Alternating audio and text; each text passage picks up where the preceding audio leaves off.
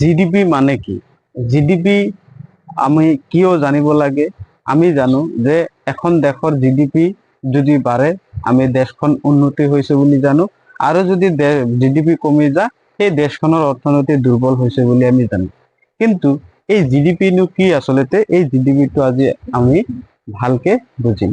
GDP হৈছে GDP অৰ্থাৎ gross domestic product, অৰ্থাৎ এখন দেশৰ এটা বছৰত উৎপাদিত সকলোবোৰ goods and service, goods and service অৰ্থাৎ সকলোবোৰ সামগ্ৰী উৎপাদন হোৱা আৰু সেৱা, এই গোটেইবিলাক একেলগে আমি কি বুলি কওঁ? জিডিপি বুলি কওঁ, অৰ্থাৎ গ্ৰছ ডমেষ্টিক প্ৰডাক্ট। এইটোক আমি শৰ্ট জিডিপি বুলি কওঁ। নিশ্চয় বুজি পাইছো যে জিডিপি হল যে এখন দেশৰ এটা বছৰত কিমানখিনি বস্তু উৎপন্ন হল, কিমানখিনি বস্তু বনোৱা হল, আৰু কিমান সেৱা দিয়া হল, সেৱা অৰ্থাৎ সাৰ্ভিস, এই গোটেইখিনিক আমি জিডিপি বুলি কওঁ। এতিয়া আমি এই গোটেইবিলাক বস্তু এটা এটাকে ধুনীয়াকে বুজিম। এইটো হৈছে এতিয়া আমাৰ দেশত কি কি বস্তু উৎপন্ন হয়, কি কি বিভাগবোৰ আৰু কি সেৱা কি, যেনেকুৱা আমাৰ মেইন কৃষি, হয়নে? এই কৃষিটোত আমাক যেনেকুৱা ধান, গেহু, মৰাপাট, এইটো বহুত ধৰণৰ বস্তু আমাৰ উৎপন্ন হয়। তাৰপিছত কিছুমান শিল্প মানে টেকনলজি যিবিলাক কাৰখানা আছে, এই কাৰখানাত কি কি বনোৱা হয়, যেনেকুৱা ধৰা গাড়ী বনোৱা হয়, বহুত ধৰণৰ এনেকুৱা, যেনেকুৱা ধৰা এই ব্লাকবোৰ্ডখন যে বনাইছে এইটো কিহৰ ভিতৰত পৰে? শিল্পৰ ভিতৰত। মোবাইল ইত্যাদি যিবিলাক বনায়। আৰু এটা কি হৈছে তোমাৰ সেৱা,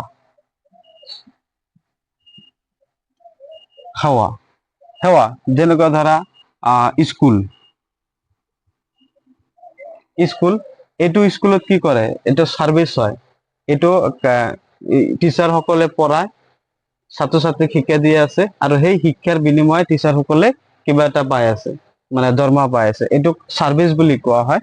এনে স্কুল যেনেকুৱা টিউশন পঢ়োৱা হয়, যেমন ড্ৰাইভিং কৰা হয়, এই গোটেইবিলাক কিহৰ ভিতৰত পৰে? সেৱাৰ ভিতৰত পৰে। তো এই গোটেইবিলাক একেলগে যোগ কৰিলে আমি সেই দেশখনৰ জিডিপি পাম। গতিকে এখন দেশৰ জিডিপি কেনেকে, সাপোজ ধৰি লৈছো যে এটা বছৰত কৃষি ক্ষেত্ৰত 100 কোটি, আৰু শিল্প উদ্যোগত সাপোজ ধৰিলো 50 কোটি, আৰু সেৱাত ধৰিলো 30 কোটি। এই গোটেই কেইটা আমি হিসাব কৰি আমি মুঠ যিটো জিডিপি পাম, এই জিডিপিটো হ'ব 100 প্লাস 50 প্লাস 30, এই গোটেইটা কিমান হ'ব? 180 কোটি। এনেকে আমি জিডিপি মাপা হয়।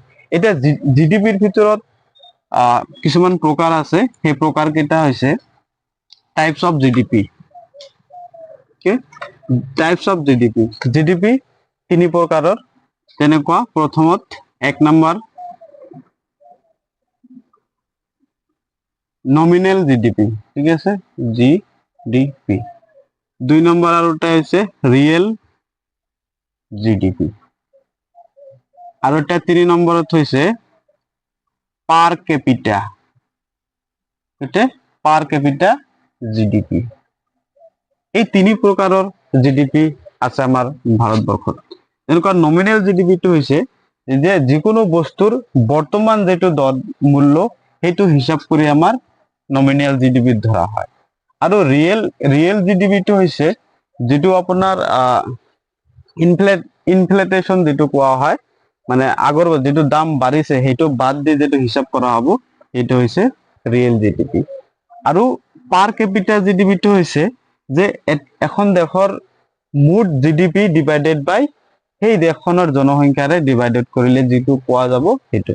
সাপোজ ধৰিছো যে আমাৰ দেশৰ জিডিপি 100 crore, ওকে 100 crore, আৰু সেই দেশখনৰ জনসংখ্যা কিমান 10 crore, 10 crore। সো এইটো ডিভাইড কৰিলে জিডিপি ডিভাইডেড বাই সেই দেশখনৰ জনসংখ্যাৰে যেতিয়া ডিভাইড কৰা হ'ব তেতিয়া 10 crore। এইটো হ'ব আমাৰ পাৰ ক্যাপিটা জিডিপি, অৰ্থাৎ মুঠ জিডিপিৰে সেই দেশখনৰ জনসংখ্যাৰে হৰণ কৰিলে যেটো পাম সেইটো হৈছে আমাৰ পাৰ ক্যাপিটা জিডিপি। এতিয়া নমিনেল জিডিপি আৰু ৰিয়েল জিডিপি কি? নমিনেল জিডিপি হৈছে যে বৰ্তমান মাৰ্কেটে যেটো ভ্যালু থাকে সেইটোকে কোৱা হয় নমিনেল জিডিপি।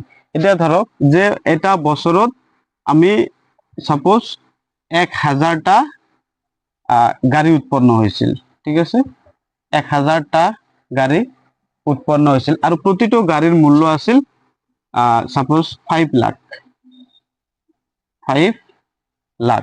এটো ধৰিলো আমি 2024 বৰ্ষত এটো আছিল। 2024 বৰ্ষত যেটো নমিনেল জিডিপি, এই নমিনেল জিডিপিটো কিমান হ'ব?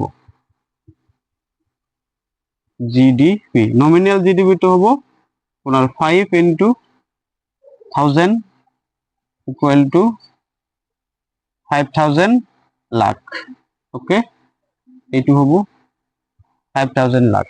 এতিয়া সেম গাড়ীটো যেতিয়া 2025ত আনা হল, 25ত আনি এইটোৰ এটা গাড়ীৰ প্ৰাইস হল 6 লাখ। তেতিয়া আমি 2025ত কি পাম যে এইটো হল আপোনাৰ 2024, এতিয়া 2025ত এই গাড়ীটোৰ মূল্য কিমান হ'ব? গোটেইটো টোটাল 1000 গাড়ী বনাইছে কিন্তু সেই প্ৰতিখন গাড়ীৰ মূল্য হৈছে 6 লাখ। এতিয়া এইটোৰ কিমান হ'ব? নমিনেল জিডিপি, নমিনেল জিডিপিটো হ'ব 6 into 1000 equal to 6000 লাখ, বুঝা গেছে? তো ইয়াত আমাৰ যেটো নমিনেল জিডিপি হ'ব এইটো হল আপোনাৰ নমিনেল জিডিপি 2024ত, আৰু এইটো হল 2025ত নমিনেল জিডিপি।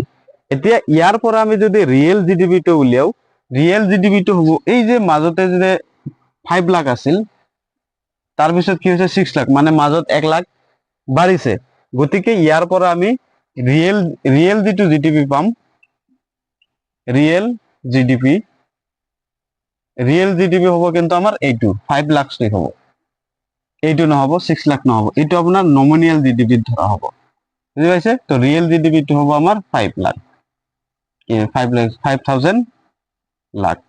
এইটো মানে যেটো দাম বাঢ়িছে, ইনফ্লেশন যেটো হৈছে সেইটো বাদ দি হিসাব কৰা হয় যে এইটো কৰিলে কি হয় যে জিডিপিটো কিমান বৃদ্ধি হৈছে এইটো এটা আমি অনুমান কৰিব পাৰো।